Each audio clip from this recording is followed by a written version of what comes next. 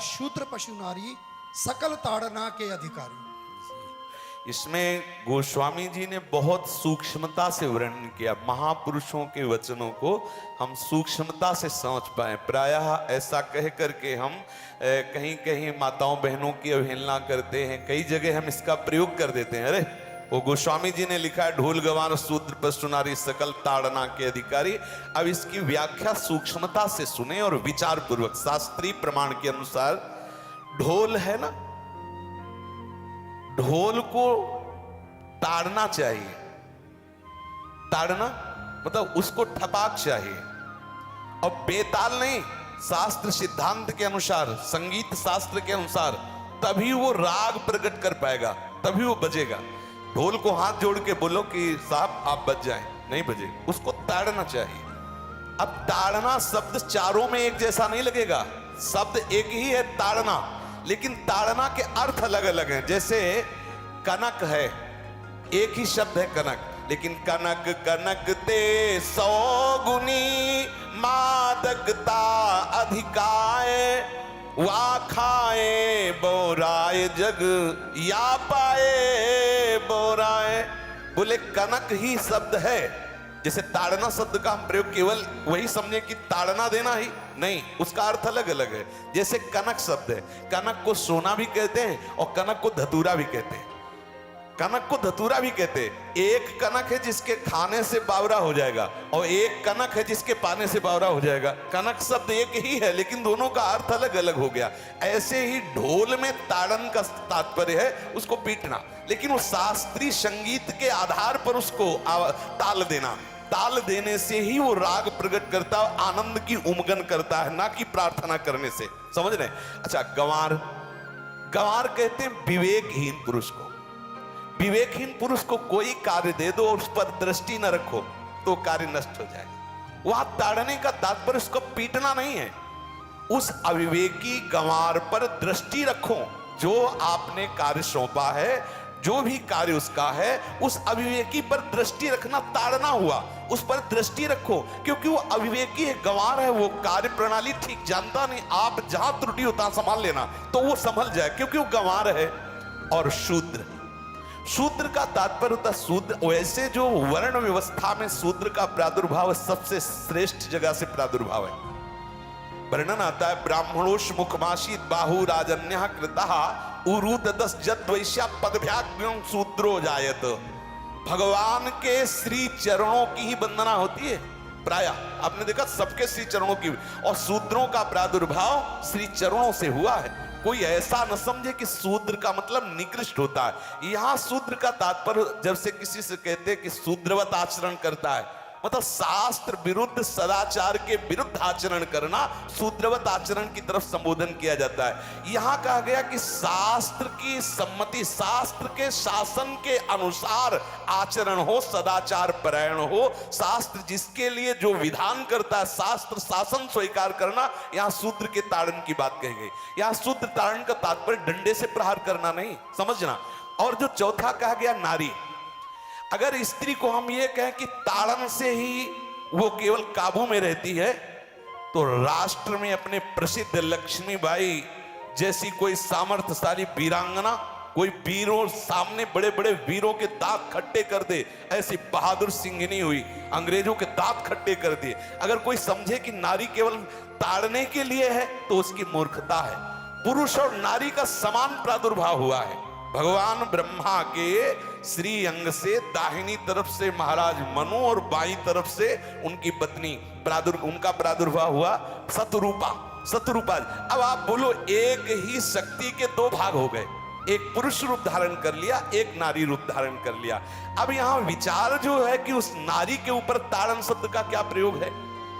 जैसे आप मार्ग में चले जा रहे हैं और आपने दृष्टि चूक कर दी और नारी आपकी स्त्री पीछे चल रही, तो कोई हमला कर सकता है, क्योंकि वो रत्न है। 14 रत्नों में एक रत्न स्त्री रत्न भी है।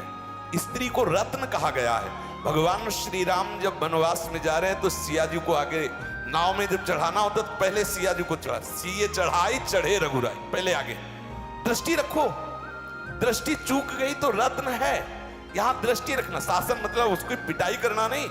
कि जैसे ढोल को पीटा जाता है ऐसे स्त्री को पीटा जाए, शूद्र को पीटा जाए तो गंवार को, ये व्याख्या नहीं है, ये मूर्खता है, इसे व्याख्या नहीं कहते। जैसे कनक शब्द के कई अर्थ होते हैं, ऐसे ही ताड़न शब्द का यहाँ अलग अलग प्रयोग है।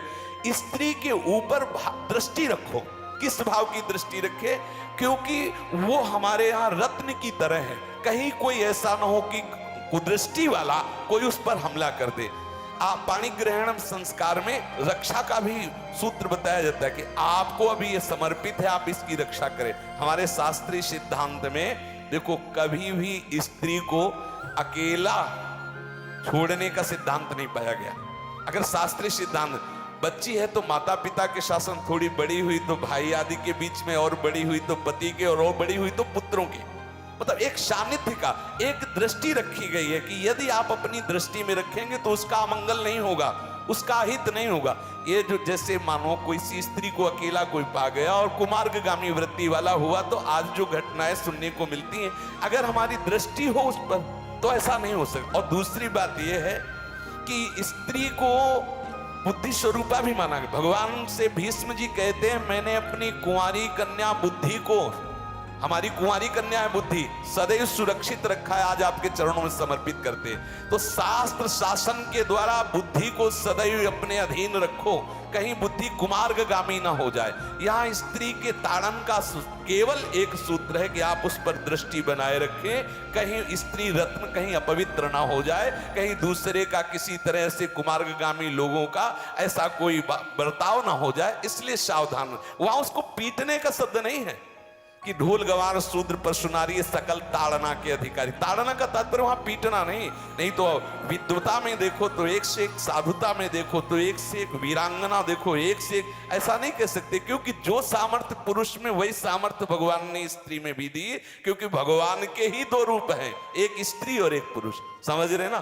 तो इसमें एक ताड़न शब्द का कई अर्थ होता है। भगवान की साक्षात शक्ति स्त्री है। अगर कोई इस भाव से देखे कि स्त्री तो केवल ताड़ना, मतलब केवल गाली दे के बात करना, ऐसा नहीं। जिस घर में स्त्री का अपमान होता है उस घर का नाश हो जाता है, निश्चित हो जाता है। आप देखिए, रावण का सत्यानाश हो गया जगदम्बा सीता के प्रति, दुर्योधन का सत्यानाश हो गया द्रौपदी के प्रति।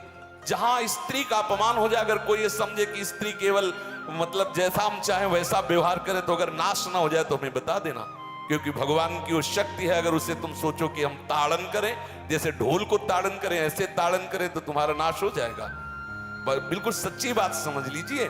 केवल वहां दृष्टि रखने की बात कही गई है, आपका अधिकार है, आप उसकी सुरक्षा व्यवस्था में रहें। और एक वृत्ति होती है, अगर शासन ना हो तो हमारी बुद्धि भ्रष्ट हो जाए, हमारी बुद्धि भ्रष्ट हो जाए, आपकी बुद्धि भ्रष्ट हो जाए। भगवान का भय, शास्त्र का भय, लोक मर्यादा का भय, ये हमको सुरक्षित रखता है। इसलिए दृष्टि रखने की आवश्यकता है कि वो पवित्र रहे, वो सुरक्षित रहे, ना कि उसको पीटने के लिए यहाँ संबोधन किया गया गोस्वामी तुलसीदास जी ने।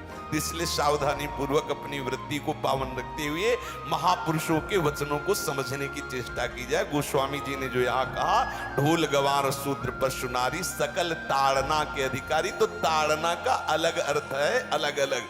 जैसे ढोल में ताड़ना, तो वैसे सब जगह नहीं ताड़ना लगेगी।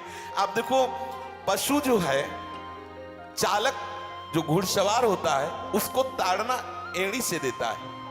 अब चालक जो होता है घुड़सवार एड़ी से, किसान जो होता है वो बैल को बोलता है दाहिने, जैसे हल जोतने होता है बाएं, वो भाषा समझता है, बाएं मुड़ जाए, और नहीं मुड़ता तो पीछे अरई है एक छड़ी, उससे वो इशारा देता है, वो समझ जाता है। पशु को अपने इशारे से चला लेते। अब उससे कहे, खड़ा होकर हाथ जोड़ के कहे कि भैया बैल देवता अब थोड़ा दाहिने मुड़ जाओ, तो नहीं मुड़ेगा। जब लगाम पकड़ी और थोड़ा ताड़न किया और बोले दाएं, तो फौरन दाहिने मुड़ गया। आप देखो, जो बैलगाड़ी चलाते हैं, घोड़ा गाड़ी चलाते हैं, ऊंट चलाते हैं, तो पशु शासन के द्वारा उसको इशारे से किधर चलना उसको इशारा बता दो। अलग अलग जगह इस ताड़न शब्द का अर्थ प्रयोग किया गया।